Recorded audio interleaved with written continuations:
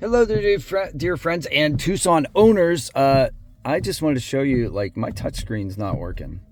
It works on some menus, but not all. Like here, I can't advance the screen.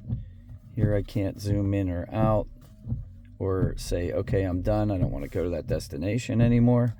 Yeah, I mean, some things work, but like I can't get the microphone on.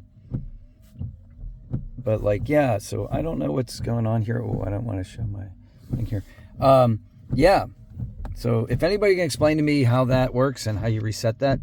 Just about a week ago or a week and a half ago, I had all of the warning lights come on. That's alarming. So I did make an appointment. They told me it was going to be a month before I could get my car in.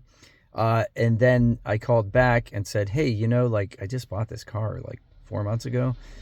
And they said, okay, we can get you in 2 weeks. So I'm taking this, dropping it off Sunday night and Monday, and I'm going to have them check the warning light thing, which has ceased to do it, but now the touchscreen thing. So I don't know. Hopefully it's just a software issue, but I just want to document this so that when it starts working again randomly, I can show my mechanic, whoever the service tech is going to be, who I'm sure is going to do a great job.